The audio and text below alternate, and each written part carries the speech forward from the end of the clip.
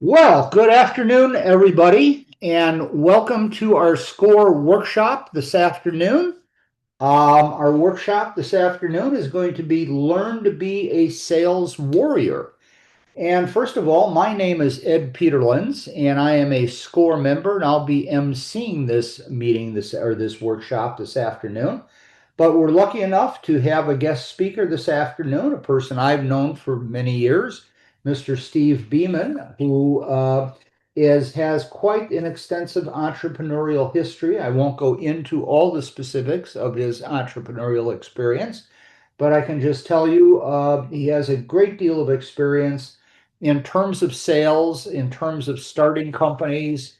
So I think you're going to learn a lot of good best practices from him, regarding the sales process this afternoon.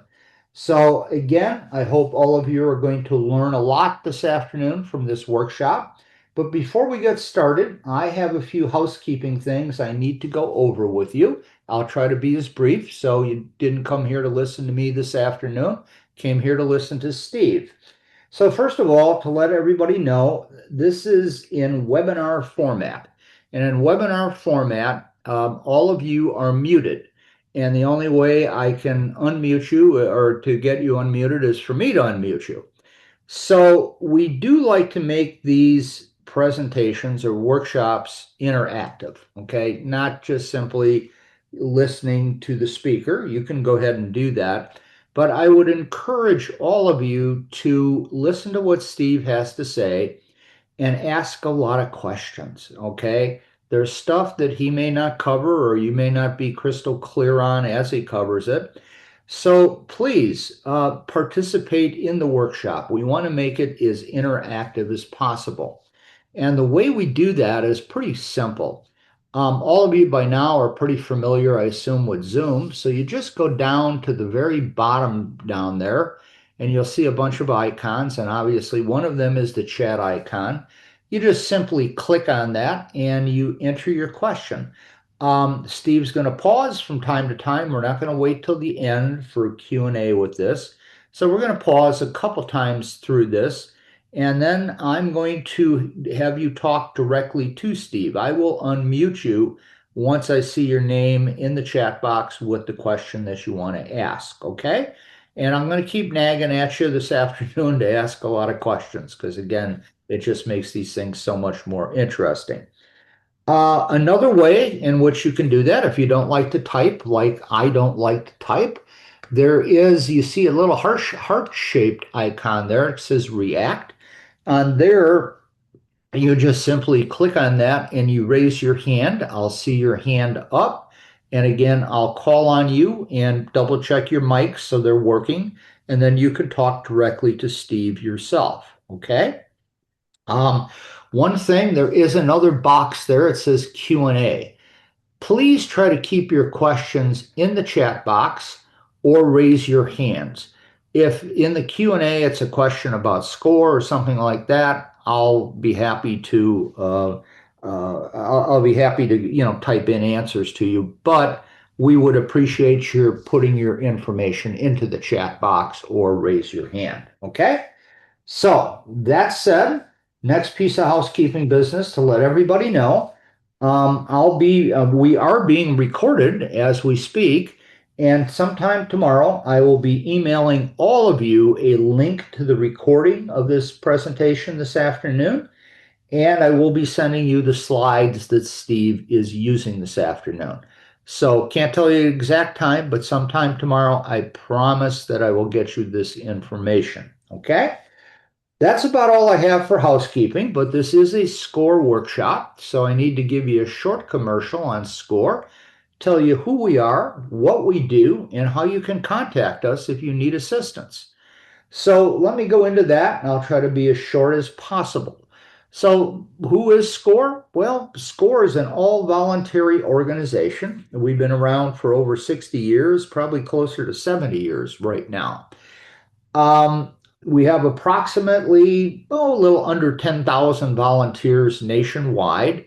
We have SCORE chapters in every state of the United States. And again, all of our members are volunteers with backgrounds in all kinds of different businesses and all kinds of different skill sets.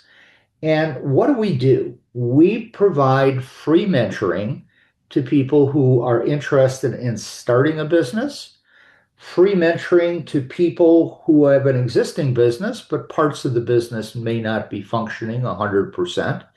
You can come to us, folks. And remember, I talked about that almost 10,000 volunteers nationwide. You're going to find somebody with the skill set you need in terms of, whatever you might need, in terms of skills, starting a business. If you need people with accounting experience, we have those with legal experience. You can come to us and you'll find somebody with the skill set that you need to help you either start a business or improve your existing business. The other thing you find with SCORE, which is really so valuable, it's not even funny, is that you're going to find people who've already probably been in the business that you are wanting to get into or are into. And with that experience, you get all of an understanding of the nuances of how those businesses work. And that is invaluable to people. So, folks, tap into our services. We're here to help you. We're free with those services. The other thing about SCORE, just to let everybody know, is we're a little hybrid organization because we can work with both for-profit organizations and nonprofits. And again, that 10,000 volunteers, a few hundred of those people have either started a nonprofit, been board members of a nonprofit, or participated in nonprofits. We have a tremendous amount of expertise in that area. In fact, we do workshops once or twice a month just geared to nonprofit organizations. So if you're a for profit or a nonprofit, come to us, folks. We're here to help you. The other thing that we provide is exactly what we're doing this afternoon. That's part of what we call our Community Education Initiative, where we bring in outside speakers or SCORE members with specific areas of expertise that help educate you in terms of trying to help you succeed in business. And I guess I missed that in the presentation. So people said, what does SCORE do? Well, I'll sum it up. It's real simple in one sentence. We help people succeed in business. Those are the methods in which we do that. So please come to us, folks. We'll be more than happy to help you. Now, let me give you the how do you contact us, and this is going to be in writing to you tomorrow. You simply go to score.org, that is our website, and you click on Find a Mentor. You'll be given two options. One option is every SCORE member has a profile. You can go through those full profiles, sort it yourself, and pick the mentor that looks the most qualified to you regarding whatever your needs are. That takes a little time to go through that filtering process to find the right person. There is another way that's much simpler. You just simply click on Find a Mentor, you fill in your contact information, you give us a brief explanation of the type of business you want to be in and what specific areas of help you might need. And you submit that, our client assignment desk will assign a mentor to you, and that mentor will contact you within 48 to 72 hours. Within 24 hours, we'll assign you to a mentor, but within 48 to 72 hours, somebody will contact you for sure via email, and then probably follow that up with phones or texts. So, folks, come and use us. We're here to help you, and we want to see you succeed in business. And again, I hope the information you're going to glean this afternoon from Steve is going to be helpful for you to succeed in business. So, without further ado, let me introduce our guest speaker and my friend, Mr. Steve Beeman. And Steve, you can take it away from here, and then I'll keep an eye on the chat box, and we'll field questions, when it's convenient. So, Ed, thank you. I am greatly appreciative of Ed Peterlins and the entire SCORE team. And I'm not paid by them to give a commercial, but I would give the biggest commercial I could if I were able. This is an organization that helps people just like us, all of us, vet our ideas and our thoughts and come up with better things. So if you're not tied into SCORE at this time, I urge it. As an entrepreneurial, independent business person that you are, please join Ed and the team. So, Ed, that's my commercial. I hope it's okay. Sure. All right. I want to begin by talking with you. And I just told Ed before we got live here that I do a lot of speaking. So I've spoken about the keys to success in business and my experience over 40 years in the independent business realm. So I've talked to a lot of folks. This is just about the first time I've been a little nervous, and I'll share with you why. First of all, let's go to the title of it, The Sales Warrior. That title was thoughtfully created when I really evaluated my life in sales. And I started early out as a cookware salesman going door to door. I then moved to securities with a brokerage firm, into investment research, selling to institutional money managers, into consulting with the Fortune 100. I then built a company and I sold that company. Subsequently, I've raised money, I've done all kinds of sales stuff. But I realize that sales is a dangerous weapon that you hold in your quiver. People don't think of it that way, but I will tell you that it's true. Sales can be for good or it can be for bad. And it's how we use this weapon that makes it the honorable, intentional thing that it is. So when I labeled my book, which therefore the title of this, The Sales Warrior, it's with a conscious thought that we hold within our power a very, very strong weapon that can be used for good or for not good. So that's where that comes from. And I begin it by just looking at you from the core of my heart to yours, knowing that sales is the heartbeat of everything. Whether your organization sells this widget or this service or that service, without a sale, nothing ever happens. You know it, I know it, and everybody knows it. So we live in a world where this amorphous thing called sales happens. And I looked at that and I said, what can I possibly tell you that you don't already know? So I'm going to give it my best. And as I told Ed, I just hope you walk away with one new idea or one thought that says, I never thought about that. And if we accomplish that, then we'll have accomplished our goals today. So welcome everybody to this. I'm going to do everything I can to enlighten you. Let me talk about what sales is as I see it, and I've outlined it here. Ed, can they see the slides that are up? You're muted. Steve, you'll have to share your slides. Oh, well, forgive me for that. I was not aware of that. Let me go to this and I will share my screen.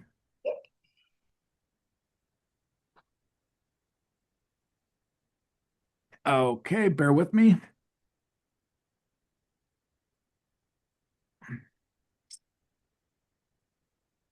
Are you allowing me to share it at this time? You have to click the green button that says share, and you will be fine. All right. There we go. So all I want to make sure is everybody can see that now. You can see that now. You just have to make it full screen. There you go. Perfect. All right. Well, thanks, everybody. I apologize for that hiccup. As I said, first time in my life, I think I'm nervous talking to all of you. So bear with me for that. But what I wanted to share in this first thought is that sales is the heartbeat of every enterprise. It is that bridge between your very good ideas and its customers and the people who actually buy the product. Nothing happens without a salesperson. I saw a cartoon once and it said, nothing happens without a sale first. And they're right. Until you sell a product, your manufacturing people don't have jobs, your janitors don't have a place to clean, your accountants don't have books to keep. So sales is everything. And the real product of sales, well, it's not your product, it's trust. Our technologies today can automate many of the tasks, but it cannot automate the one thing that you bring to the table, which is trust and integrity. And everything in the sales process has to boil down to those two things. So when I talk about selling and what I've experienced in my life, and I'll share stories with you as we go through this, But selling done right isn't manipulation at all. It's the opposite. It's serving people to help them make better decisions. And in your business, you're going to hear me say things over and over again today. It really is as simple as, what do you sell? To whom do you sell it? And how do they benefit from it? I don't care if you sell cars, rocket ships, financial services, it's always those three things. What do you sell? To whom do you sell it? And how do they benefit? And the reason that I like to bring it up, as Ed said, I've had a lot of experience in startup companies. And I will bet you 6 out of 10 can't answer that simple statement. What do I sell? To whom do I sell it? And how do they benefit from it? And so that becomes a foundational part of any sales enterprise, which every one of our enterprises are sales enterprises. Now, as what I refer to as the sales warrior first, we don't fight the customer. What I've seen, and I've talked to, I don't know how many businesses in my life, and I've spent my career in independent business. So the 35 million of you out there are my life's blood. That's what I do. How many times I've talked to their sales organizations and they see it almost as a football game or a battlefield where we're on this side, the customer's on the other side. I don't see it that way. We don't fight the customer. Where they're very much on our team, and I'm going to go through processes on how we get them there. But our sales warriors, the ones that I've known and succeeded with, and the experiences I've had, we fight complacency, doubt, and in many ways, we fight mediocrity. There's an old thing that says the worst thing you can give a person is mediocrity in sales because it makes them content and complacent. Those are the things we need to be focused on fighting against, not our customers who are in fact on our side of the field. Now, the sales warrior, from my standpoint and my experience, brings to this courage because rejection is not personal, it's business. Humility, because in success, we realize that we're blessed to be able to have those customers, and a discipline, knowing that without a process and a discipline, well, very few things can be scalable. And I can give you stories on how I've seen companies that didn't have scalable processes, one of which was their sales effort. So the sales warrior wins by building trust, creating clarity, and ultimately delivering real outcomes. And at the bottom, I mentioned that persuasion is an act of love when it's rooted in truth and in service.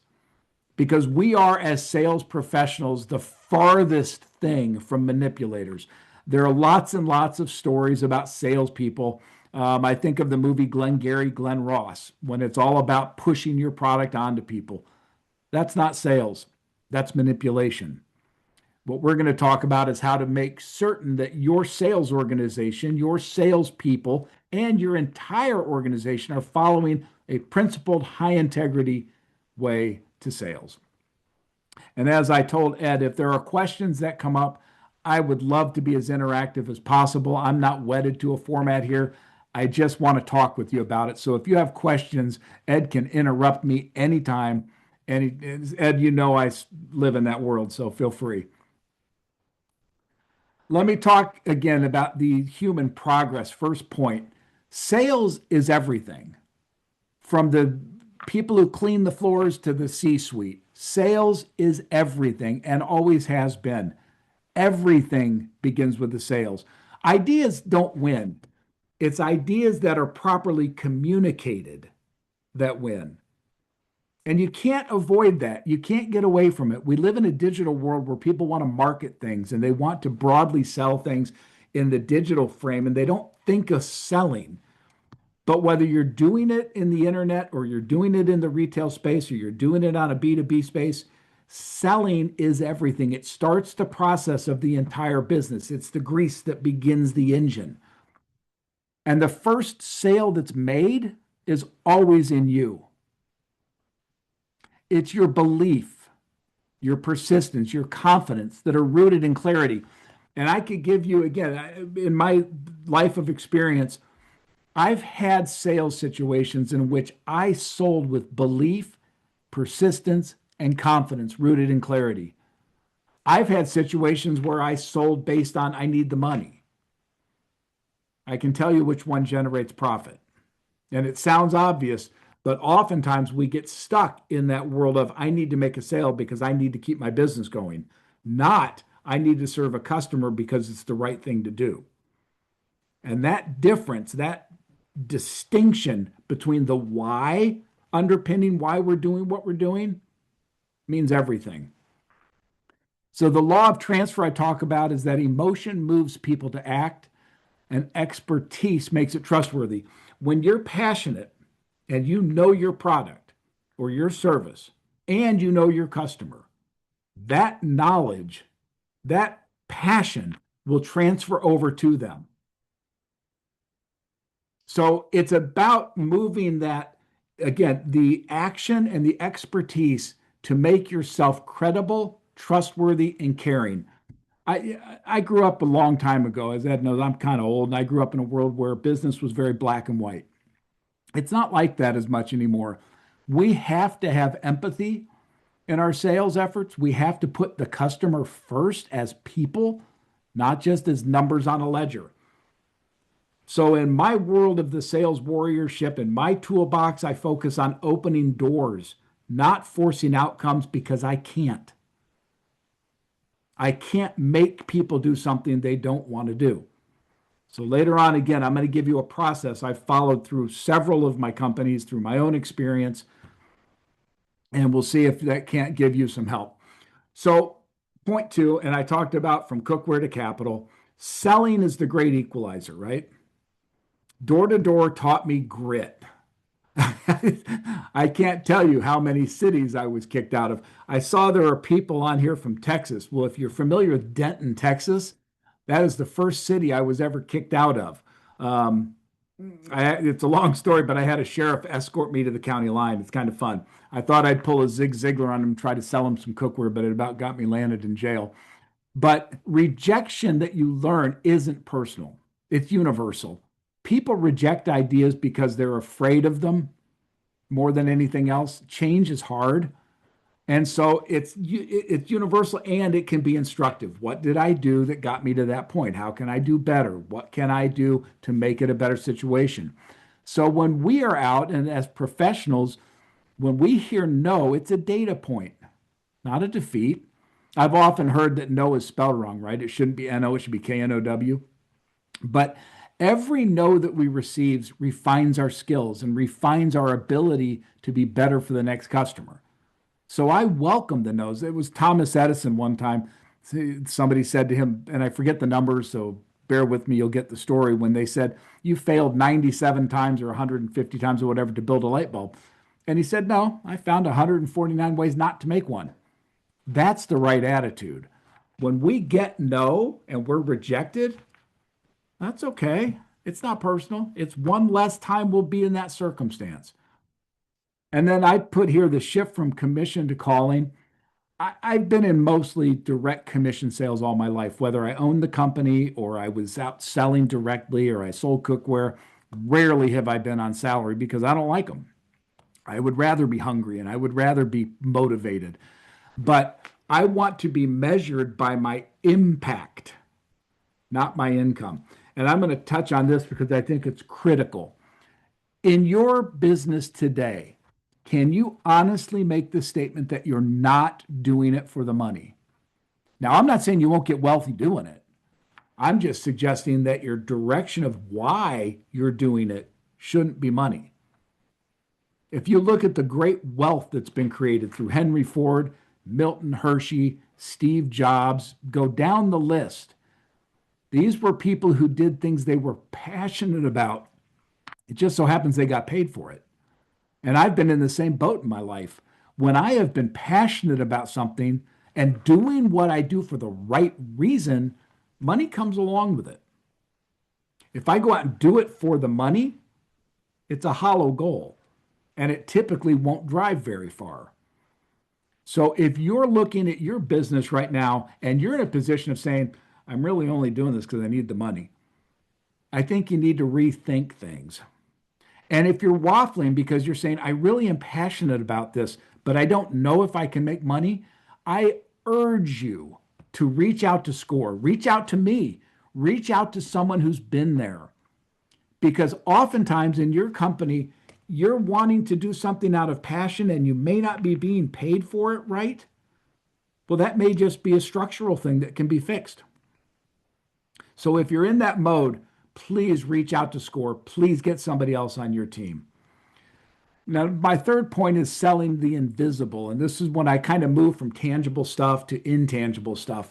And these are investments, for example. Credibility is your currency. And it's as simple as saying that. People look at you, and if they believe in you and they believe you and you have credibility and integrity, they're going to come in. But my second point is it compounds.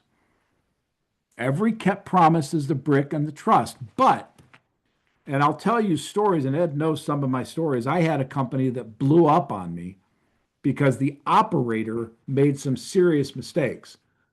Now, I had been the guy selling the investors. So again, the reason I call it the sales warrior is that I went out and I sold stuff that eventually and ultimately hurt a bunch of people. So that credibility, it's fragile. And as you're going out to sell the unseen, remember that people aren't thinking about their spreadsheets. They're thinking about how they feel and what the future holds for them. And Ed knows also I'm a passionate believer in the coming digital economy. I've written books about it. I speak about it. And in the virtual world that we're headed toward, authenticity becomes the ultimate differentiator. Now, that's a word you hear a lot about with the micro influencers, politicians, and everybody. But in your business, are you authentically passionate about what you do? Or are you acting like it because you need to make money and you're desperate to get the next sale to keep the doors open? You can't force passion. You either feel it or you don't. And I hope that you're in a business where your passion for what you're doing is driving your success. Now, let me talk about my experiences raising capital, because this goes from selling tangible things to intangible things to a high level of selling companies and raising capital. It's all the same stuff because you're not asking for money. You're asking for the opportunity and alignment with the person so that what you're offering makes their life better. What do I sell? To whom do I sell it? And how do they benefit from it? It's that simple, no matter where in the sales level you are. But as you sell higher and higher value things, courage and preparation follows with clarity and confidence. There's a story that I've told often. When I was selling for Wharton Econometrics, when I started there, they turned over to me one of their biggest potential accounts. It was a tractor manufacturer in Illinois. And they said, Steve, this has been with our competitor for 10 years. We've never had success bringing them over. Do you think you can do it? And I said, I have no idea, but I'll certainly give it a try. So I went down and I met with the head economist there, a guy I had actually known through another business dealing. And I asked him this question. This was my qualifying question. Are you open-minded to a possibility that we could have a relationship? That's it. His answer was yes. So when I talk about preparation, I spent months living at that company, preparing for that company, to the point I was sitting out at my sun deck. I lived in an apartment at the time. I was single, and I was on my sun deck. And a girl came up and said, what, are you studying for an exam or something? I had the look of intensity in my eyes because I was intensely passionate about helping these people. For 10 years, they'd been serviced by the competitor, and I believed I could help them. Turns out at the end of the day, I was able to get that sale. It was the most transformative sale I've made. But that was the preparation that led to the confidence. Now, when you talk to investors, the first thing they've said to me is, can I trust you? And then secondly is, will it make a difference in my life? Because what that's getting to is risk and reward. And your reward has to greatly outweigh the risk. I think one of the things we learn over time in business, and Ed certainly learned this in his career, is that you learn to measure risk. And when you're selling, your customer's feeling that. What's the reward and what's the risk? The reward is what's the difference. The risk is, can I trust you? And the trust is because you passionately, honestly believe in what you're selling. And again, I'm going to follow up more on that. Ed, I'll ask right now if anybody has any questions or thoughts. I'd love to hear it. Well, we don't have any questions. Evidently, everybody's absorbing this 100%. I would recommend, folks, if in the chat box, if you have the courage, go ahead and put in the type, what you're selling. Are you selling a service? Are you selling a product? And again, we get a little Q&A later and talk a little bit through of, how you might approach, sales, regarding that. So, yeah, let us know what you sell and we'll have a couple conversations with that, okay? And again, if there's any questions or comments on what Steve's presenting, please dump those in the chat box too. So, Ed, thank you. folks, we're here to learn from each other. So, Steve, I'll let you proceed. Let me touch on my final point then here on this raising capital thing. I've learned in my life that persistence beats perfection. You show up again and again and again with integrity, and ultimately you win the battle. You can't let the little things slip. When I talk here about showing up with integrity, the good news is you have the ability to be of high integrity by your own design. You can be a person of high integrity. Here's the challenge as a business owner. Your entire organization has to feel that. And each of the component people have to be people of high integrity. Because if one of your people down the line slips on that, you're the one who suffers for it. So that's a thought that I think all of us need to put into our hats every day. Is my organization of high integrity at all levels? Because it must be. Let me talk about my fifth point. This page I'm passionate about. I love this one. Some of you may be old enough to remember Dr. Dennis Waitley. I grew up in the era of positive mental attitude stuff, and there were two people who I became real good fans of. One, Jim Rohn, who is the precursor of Tony Robbins. Tony was mentored by Jim, and the second is Dennis Waitley, who I'm pleased to say became a friend of mine later in his life. In everything we do, 90% of what happens to you is your mindset. I think it was Chuck Swindoll who said, the older I get in life, the more I realize that life is 20% what happens to me and 80% how I react to what happens to me. Well, the same is true in your selling. Winning is in your mind. The marketplace of your customers will respond to what you believe. And as I said earlier, that's the authenticness of it. If you believe it, it'll transfer to them as true belief. But it starts with you. And that goes to the three enemies of salespeople. And when I say salespeople, I'm including CEOs, COOs, CSOs, CMOs, line accountants, bookkeepers, factory workers, everybody in the organization. Because there are three enemies that make them not succeed and not be superior in their performance. And that's fear, fatigue, and failure. Now, if any of you have been in a position where your business wasn't doing well, you'll know this term that I've used. I've talked about a bunker mentality. When things are pressuring in on you, the paralysis, the drain, and the finality of it hold you in a place that it's hard to get out of. If your business right now is in this, I can't urge it enough. Please reach out to SCORE or to me. Let somebody walk with you. Your business needs the strength that you bring. And Ed, I see Margaret has a question. I'd love to answer it. Margarita, I apologize.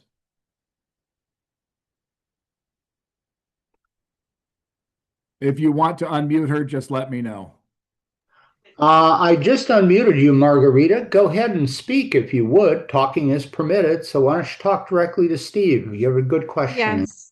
Good afternoon. My name is Margarita Grinaldos, and I am the owner of Sound of Grace, which I do sell over-the-counter hearing aids on Amazon. It's nice to meet you, Mr. Steve.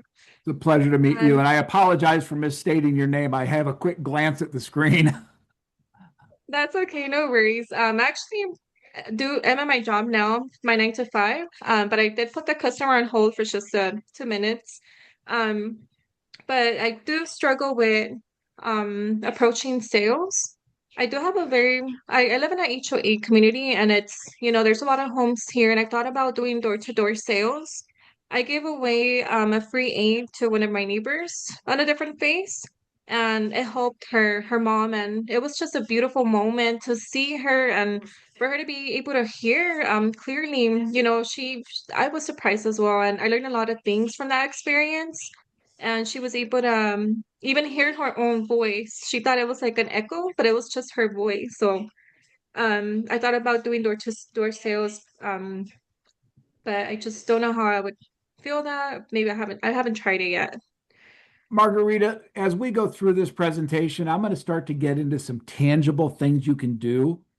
And I'm going to keep your situation at heart because door to door selling is the most raw form of selling that you can do. And people are afraid of it because I think it's misunderstood. And I want to go through some ideas for you a little later in the presentation that I think will answer that question directly for you. That sounds amazing. I'll make sure I take good notes. I do have the screen on my left side and I'm taking calls, so I'm trying to multitask, but I am taking notes. Thank you so much for your help. Oh, it's my pleasure. And again, as we go through, I'll make sure to highlight that. And again, Ed, I welcome anybody to push me on those things because these are the rubber meets the road stuff, real help for real people. Steve, just a little bit of feedback. Some of the people, the businesses that are selling, we have a gentleman sells paintball parties. Another has dog training, I uh, think I need him. video production services, I need that too. care services, and materials for contact lenses, healthcare consulting,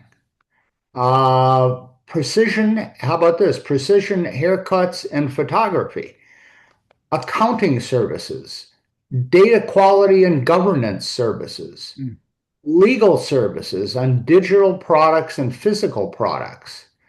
Um, anyway, there's more small equipment gym. So we'll get into this a little later with some of you folks, but Steve, that's just kind of a variety of what the diversity of the types of businesses in product and services people are selling or on this webinar this Ed, afternoon. I'm going to wish we had all day.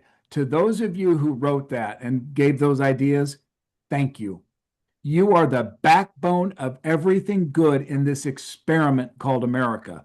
It's your willingness to step out and do it your way that built the freedoms we have. So I thank you. You are the coming millionaire next door. You deserve it and you've earned it. So, Okay, you could proceed and then we'll come back to some of these all specific. right.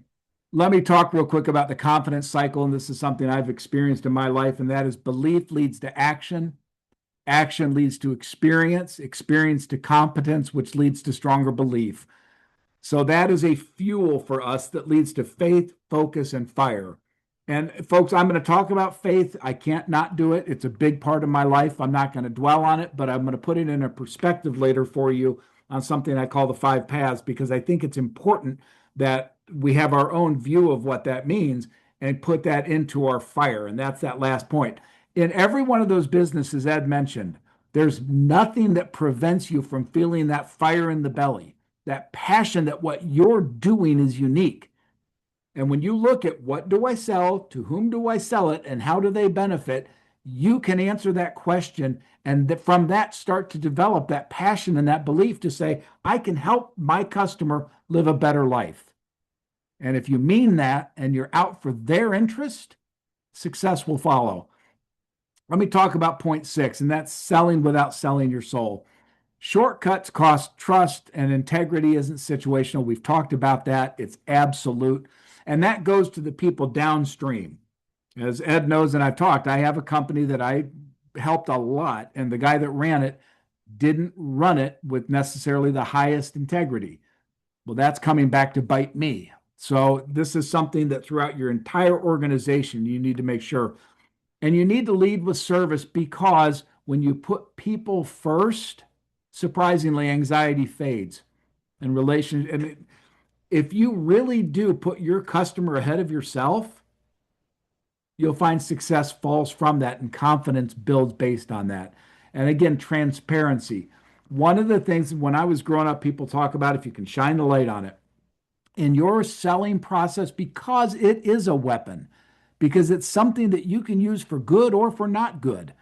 Make sure that you're transparent in what you're doing so that your customers, your company, your employees, all of the people can get on board with it. You can't be half pregnant, so you don't sell based on half truths. You sell based on the truth. And again, I'm going to go through a process that I followed that helps that happen. Let's talk about solving, not selling. I'm going to tell you a quick story. I owned a payment processing company for a while, and the guy who ran it, a guy named Jim, I won't give you his last name, he and I went on a sales call. And we went into this potential customer, and Jim sat down, and I sat down, the customer across the table, and Jim went and started presenting his product. We have the best widget. We have this feature and that feature and this feature and that feature. I stopped the meeting. I just stopped it. And I said, Jim, may I see you outside? We walked outside, and I said this to him. If I ever see you try to sell somebody again, I'm going to fire you on the spot. Because what he was doing was trying to manipulate the person. He wasn't consciously doing that, but that's the result of what he was trying to do.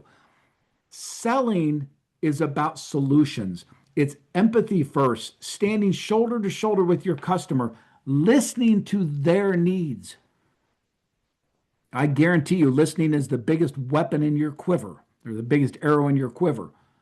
And here's a statement that I wrote that I mean: stop trying to be interesting and start being interested. How many salespeople have been trained to go out and tell stories and to try to be an interesting, nice guy to their customer? How much better is it to take a concern for who they are? What are their needs? What are their concerns? What's holding them back from achieving their next level of success? It's a shift in mindset, because great sellers act like consultants. When I ran my company in Chicago, we did investment research, and our salespeople were brought in. And there were a couple of things I made them do. First, I made them disavow selling. They weren't allowed. They were only allowed to be consultants. Secondly, I made them read the book Green Eggs and Ham. And if you haven't read that book, it's a great book about persistence. And third, I made them listen to the 10 Psychology of Winning from Dennis Waitley. But I taught them to ask, analyze, and diagnose, and then recommend. Because until you do that, you're manipulating. You're just trying to get this person to like you for whatever reason. Learn to care more about them than yourself. That will carry you far, because when you solve a real problem, there's no price. Price is a non-concern. If you solve a problem for a person, they'll pay for it. When people say it's too expensive, it's because you're not solving a problem for them. That's just a fact. So let me tell you this 5-step method. I've used this my whole life. And this is something that it just works. When I say prepare, you could use that and switch the word out to prospect. Let's call it that. Know your customer. Know what you solve. What do I sell? To whom do I sell it? And how do they get better for it? You're going to go out and you're going to find a community of people who meet that need. Now, the qualifying question I'm always going to ask is simple, and it's from the heart. Are you open-minded enough that if I have a solution that's interesting, you'll let me pursue it? I'm not trying to make a sale, but I want to know. I've had buyers who've said to me, no, I don't care what you say. I'm not going to do it. Now, I've sold some of them. It's a long story, but those aren't the people I want to work with. I want to work with people who have an open mind. I have new ideas. They're going to be scary sometimes. Unless you're willing to accept a new idea, a different way to look at the world, perhaps, I can't talk with you. So when you're preparing and you're prospecting, you're going to whittle down that group a lot.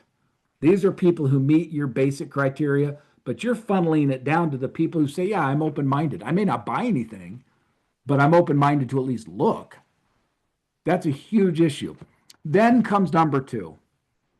And this is when you earn the right to advise because you care about that person. What's their life? We just did the whole Venezuela thing and we took Maduro. What really surprised me about that is the level we went to get to know the guy. We knew what he ate, what he wore, where he slept, what he, his schedule. How much do you know about your customer? I've been accused of being very passionate about selling to the point that I've gone to church with customers before. It's not because I'm trying to manipulate them, it's because I care. If that's important to them, it's important to me. So when you're asking and listening and you're questioning, you're earning the right to advise them because they'll learn to trust you through your questions. These aren't questions to, how to get to yes.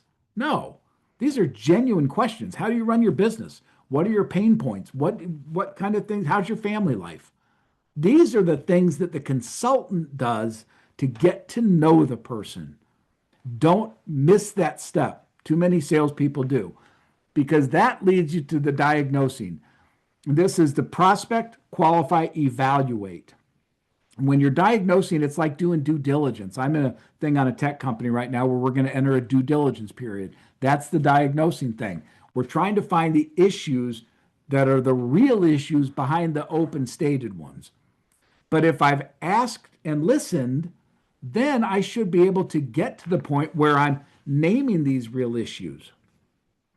And Ed, I do get a vision. I'm seeing a lot of chats. Are there questions that I can answer? At this point in time, let's see. I'm gonna, yeah, hang on one second. Randall Wolf, go ahead and talk. You have a really good question in there for Steve. Randall, if you can unmute yourself, go ahead and talk directly to Steve. Randall, you're muted. I can't talk to Steve unless if you have a bad mic or something, let us know. But try to unmute yourself. It'll be down in the lower left-hand corner. Okay. What I'll do, Randall, while you're trying to do that, I'm going to read Steve the question. I prefer you ask it, but if you can't get unmuted, I'll ask it. Fire away. Randall says, so how do I get to know the customer without seeming like I only want to know them to sell them something? My answer to that is the most simple thing in the world because you care. You're not out to sell them something. You're genuinely, that's the being authentic. If you're genuinely saying you want to understand and know that person, that genuineness will overcome the natural resistance to say you're just here to sell me something. What they've experienced in their life is manipulation. And they've been manipulated by people who are acting like they like them, acting like they want to be friends, and they're only out to stab them in the back. You have to be authentic and you have to be genuine and you have to be there with a true concern about that person. Again, here's what I have, here's who you are, and here's how you benefit. I'd like the chance and the opportunity to get to know you a bit. I'm not a Harvey Mackay. If you haven't read the book, I recommend it. It goes a little bit to this. It's Swim with the Sharks Without Being Eaten. Old book about an envelope sales company. And when he wrote this, they sell envelopes, right? Everybody's envelopes are the same. His sales methodology was all in number two. He went out and asked people, hi, I'd like to get to know you. I'd like to be, I'm in your community. And I have ideas I like to give it. One of the neat things we have now is AI. You can write articles, white papers, advertisements. You can you can question things. Go out and learn about the company and send them information related to their company. Hey, I just saw this on one of your competitors. There's all kinds of ways you can help that person. And it's not manipulative because you're not doing it just to sell them something. You're genuinely trying to help them. So you can find reasons to send them value-added stuff to say, here, I thought this would help you. And if it's genuine and authentic, they'll come through number two and let you go to the diagnosis level. And that's the best way I can say do it is just reach out with trusted, good advice. So Ed, I don't know if you saw feedback. I hope I answered that. Randall, give us type in the feedback. Hopefully that answered your question, sir. If not, let us know that, okay? Because you know what, authentically, Randall, I believe in you guys. I genuinely do. You are everything in my life. I've lived in the world of the independent business my whole life. All I think about is you guys. It's genuine. And if you have that for your customer, they'll know it. They'll trust you.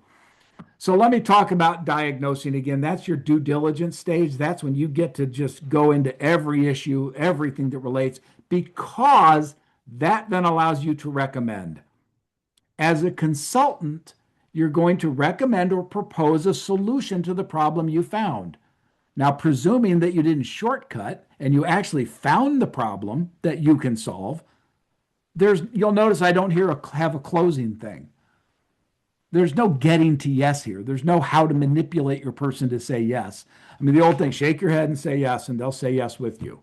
You don't need that. If you've gone through these steps and you've prepared for it, you've asked and listened and gotten to know them, you've diagnosed their needs accurately, when you recommend a solution, they're going to say yes because I sell this, I sell it to you, and your life is better for it. And they understand that. And if people's lives are better for something, well, they don't hesitate to sign up for it. And I mean that. If you really care about them and you put them first, you get to number 4. There's no closing here because the 5th is follow through. You guys are all in independent business, so many of you are dealing with health insurance issues right now. I know I am. And I find I've switched through a couple. I finally got a new one. And it's a company that has a good reputation for selling and supporting, more supporting.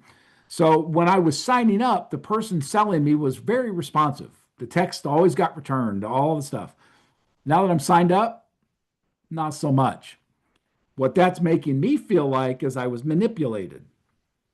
So the credibility and the integrity of that sales rep is going down every day.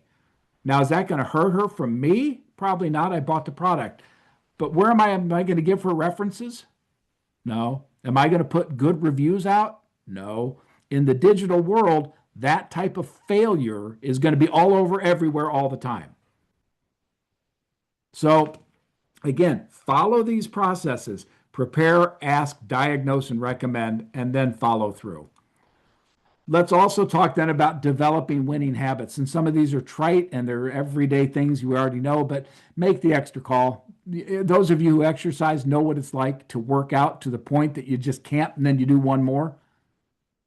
Make this the same thing. Make the extra call. I've believed in my life, and I've been proved true more times than I'd like to count, that it's always about the number of calls you make. If you have a good product and you believe in it, you might get told no the first time, the 5th time, the 10th time, the 50th time, but eventually you'll get to a yes. It is all about that next call. And then to follow up when others forget. When I got that sale at that tractor company, it's because I followed up when my competitor didn't. They dropped the ball. And I was there often enough that when they dropped the ball, I was there to pick up the pieces. The third point here is to learn to control your emotions. This, folks, gets me into one of these high horse things again, where I'll preach. We have grown into a society today that values emotion more than logic. That's fine, and people do need to be in touch with their emotions. I totally get that. But when you're talking about selling and you're talking about interacting with them, do not let your emotions take control of you. You're making a rational sale because this is the person you sell to, this is what you sell, and this is how they benefit from it. Keep your emotion limited to your passion about it, your desire for the right outcome, and your care for that person. Don't let it become self-focused. Again, you guys have heard how you see it all over the place, how self-centered America is. Let me tell you, to be a professional in the world of sales, think about the other person more than yourself. I can't stress it enough. And my 5th point, and this gets into kind of what my whole life is about these days, it's balancing what I call the 5 paths to a transformed life. I've been in business my whole life. I've been in the financial business, most of it directly. But what I've come to understand is there are 5 channels or 5 paths that each of us are on each and every day. There's a financial path of having the financial wherewithal to be where we want to be. There's the emotional path, or the psychology of winning. The physical path, having the energy to do what you need to do every day. The intellectual path, to want intellectual growth and development and curiosity. and a spiritual path to give us grounding and foundation. These 5 things have to align. And to be a professional sales warrior, you have to have all 5 aligned. That's a strongly held belief of mine because I've lived it. And I'm on a journey on each of those each and every day. So as we look to our whole person and we say, I want to be that sales professional, I want to have all of my paths lined up in good stead and being willing to, work on each one of them. I could tell you right now of the 5 where I'm actively working. So it's something that I hope you can see as a framework for how we build a whole person. Let's talk real quick about selling in the digital age because we are in a transformative age that is second to none. And we're going to see changes in the next 5, 7, 10 years that no one can believe are going to happen. Number one, let's realize that authenticity will outperform automation. And increasingly, your authenticity is going to matter because AI can transmit information, but only you can transmit trust. And I'll just skip down your reputation. We talked about that. Give value before you ask for value. Make sure you're giving more than you receive. I touched on this idea of sending to that person, value-added information about their business. Earn the right to earn their trust. And remember, the future belongs to those who combine those things. Let's talk about the pillars of sales warrior stuff: belief, service, persistence, and integrity. We talk about it. I go back over that. I go all day, Ed, but I know we can't do that. Write a service promise. Write out tangibly what you're going to do for your customers. What makes you uniquely situated to give them the benefit they need. Then they have 3 real questions a day. Ask. Get to know your customers. There's an old commercial where people were going to go out on planes because they lost their biggest account. Ask your customers who they are, how they feel, and mean it. And then review rejection as feedback. And Margarita, I want to get to you in 1 second. Let me just go through because here we are. So Ed, we're good. Okay, great. Well, Margarita, you had another question in the Q&A, so I unmuted you. Go ahead and talk more to Steve, about the door-to-door sales. And before you get started, folks, any of you who put in what you're doing, I want to call on you directly, but if you went, just raise your hand. We'll spend a little time talking about, the nuance of selling in your particular business, okay? Now, all you do is raise your hand and then we'll unmute you. But right now, Margarita will give you the floor, okay? Go ahead, Margarita. I'm so sorry. Thank you so much. Mr. Steele, I want to say this is an amazing presentation. I'm getting a lot of knowledge, and I really do appreciate you helping, small businesses because as a business owner, it's not easy. Sorry, but one of my questions is for door-to-door sales. Yeah. What do you recommend me? Do you recommend me to take my product as a sample? Because it is an over-the-counter hearing aid. And I'm not an audiologist or anything, but my brand, just to give you a little background, I used to work for a hearing aid company years ago, and I was a quality assurance analyst there. I was testing the hearing aids, making sure they were passing, and I really became passionate with what I was doing. But I've also, just to keep it professional, I won't name the company, but I realized that they were selling them very high, and I think, in my opinion, they were not affordable.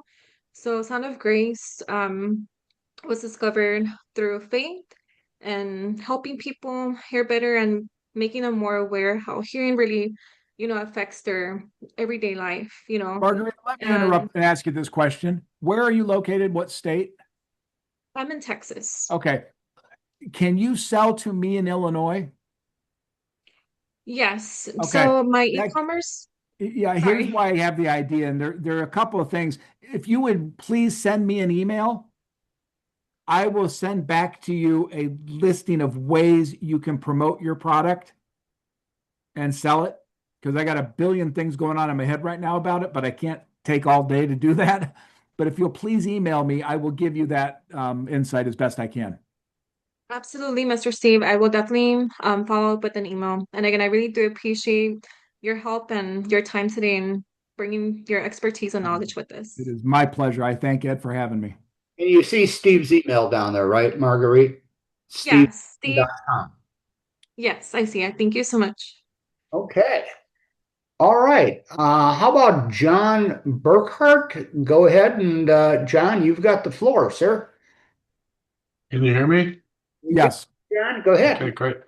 Yeah, I have a video production business in Wisconsin.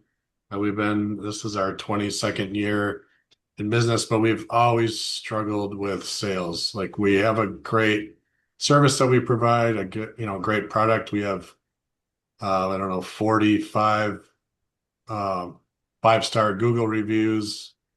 We've had repeat business for some of it. We've been working with customers for 20 straight years, but we've just always struggled to expand, to grow, to scale, um, to just break through on the sales. And I don't really have a specific question, just I guess, we've tried different things. We hired a salesperson, we did some LinkedIn marketing, we did some SEO stuff, but just nothing has really stuck. So John, you are exemplary of an awful lot of independent businesses. And I think there are ideas for you. Again, we're out of the scope of today's webinar to present them because they're very time consuming.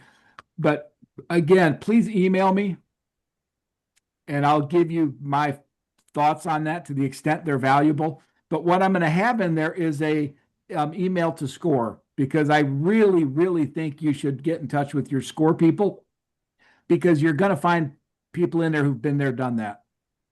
Can't recommend it enough. okay, fantastic. Thank you.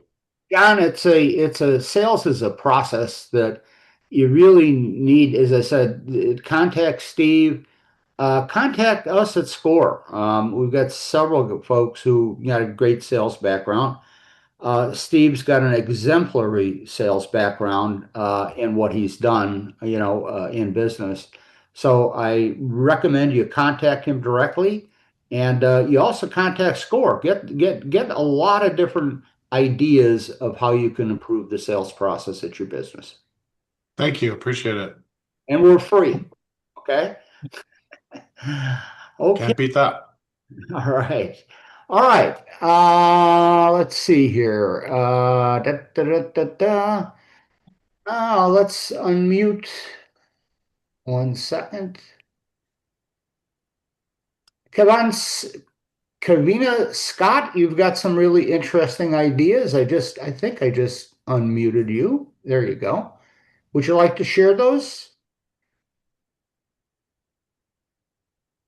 Kavina, do you have a mic?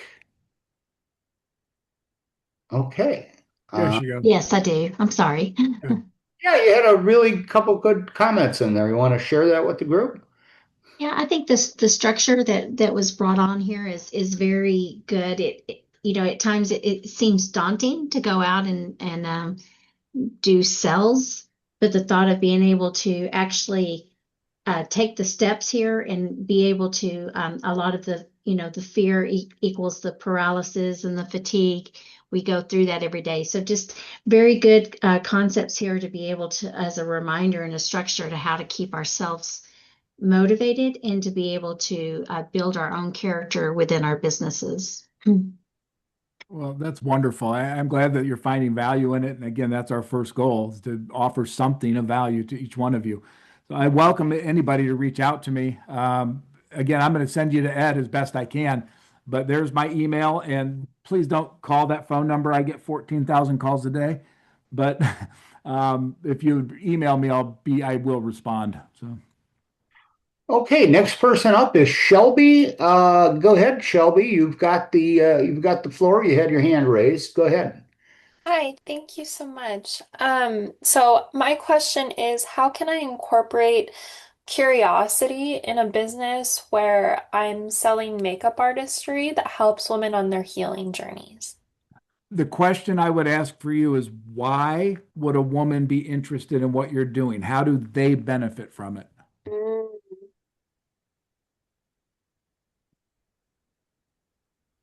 I'm getting no answer, Shelley. Is that because your mic doesn't work or I ask a question you can't answer? So you said, I wrote it down. Why would a woman be interested in what I'm offering? Is that what All you right. said? Well, how do they benefit from it? Um, Again, you've said I sell makeup, I sell it to women. How do their lives get enhanced by what you do? well, it's an instantaneous psychological shift in their mentality of themselves. Okay. So let's start right off the mark that, and again, forgive me for oversimplifying. I know it's not as easy, but I think of Facebook ads that say, if you want to be a better version of yourself, reach out to me. Okay. I mean, it's kind of that simple. It's kind of not, but truly what you're saying is I can make you a better version of you. Okay.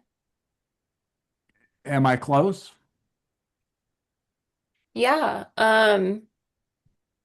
That's helpful. I haven't thought of that kind of copy before, so that's an idea. Again, I urge you to put your customer ahead of yourself Okay. and think about here's what I do, here's who I'm trying to sell it to. How do they benefit? What changes their life? Because for you, what you've got to do, and the questions that in my mind you're going to get is A, what's the cost? And B, how much effort is it for me to do it after you do it? Do I have to go to you every day? So I think you mitigate the cost simply by the fact that if you're out to change who of us doesn't want to look better? I go to a barber every month, right? I walk out feeling good about myself. I don't really care what he charges. I feel Okay. better about myself. If what you're doing makes people feel better about themselves, that's a huge value proposition. Okay. Cool. Thank you. Okay, next person I unmuted, Derek Anthony. Derek, go ask your question to Steve. Hi, can you hear me okay? Yes. Yep. So what I'm doing is service to small businesses who have a lot of employee turnover, which I found was very unique because, and my background is I belong to one of the oldest Christian societies in the world. I'm not from the West, but I found that even though there's a lot of Christians around here, there's a lot of unhappiness and societal problems related to family troubles, divorces, and that I found extremely hard to accept. The society I come from, very few divorces, premarital relations were extremely rare, and all kinds of things, abortions, unheard of. And I found that it was related to a lot of the habits, bad habits, sometimes in families, individuals. And that translated to a lot of the small businesses turnover and unhappiness. So doing that, I wanted to implement a program, but however, I do not look like a Roman Catholic or Roman to in a quote unquote because from the Holy Land, Christians look different, and to convince folks that there are Christians that have been there for a long time since the beginning, first century, and to convince of this and my own credibility. How do you do that? What's a good Um, approach? Let me touch on a couple of things. You might know of Dave Ramsey, who built his franchise through the Protestant Christian community here in the United States. There's a lot of activity in the Christian community that is trying to improve the nature of the independent business community. Those tend to line up pretty closely. Um, in terms of bringing a message of, in many ways, we are a post-Christian, post-family society. That's what you're experiencing, and that creates the chaos that we're seeing. So, what I strongly suggest is you put a process together that's scalable. And I gave you my 5 paths, for example. I think those are scalable, and I can publish on those every day. I can do podcasts on those every day. I can move that needle forward every day. I suggest that you put a framework together that you're comfortable with and begin podcasting every single day. If you want, send me an email and I'll put you in touch with a TV network that exclusively works with faith broadcasters. And if you're doing a podcast and that type of thing and you find yourself comfortable doing it, they'll put it out to millions of homes overnight. Okay, I appreciate it. One follow-up question. How do I get to the the folks that are not on the pew? social media is your biggest friend. And having a message that is consistent and valuable that makes them think about their own issues. Because if you can get people thinking about their own hearts, you can bring them over to a solid way of thinking. Thank you. God bless you. Yeah, and again, you and I could talk all day. Spirit, the faith part of my life is very real, so I get that. Steve, one quick comment here before we have one more question in here. I know you wrote a book called The Sales Warrior, correct? Yeah, I did. It's up on Amazon. Okay, just let everybody know it's. Oh, yeah, I'm not good at promoting myself, but yeah, if you go to Amazon, I have 4 books up there: The Metaverse in Business, The Coming Digital Economy, and The Sales Warrior. I also wrote The American Dream Under Fire, but I don't think that's available anymore. Okay, we have Love one. to sell a lot of books. Let's see here. I think I've got one more question. Did I miss anybody here? Haley, you're still unmuted. I think you had a second question in here. Why don't, did I get that? Oh, she won't be able to speak. Okay. All right, folks. I don't see any other questions. I don't see any other hands raised. I hope you got a lot out of this. Just an FYI, a reminder, as I said at the beginning of the call, I'll send you the link to the recording. Steve's going to share his slides with me, and I'll email both to you sometime tomorrow.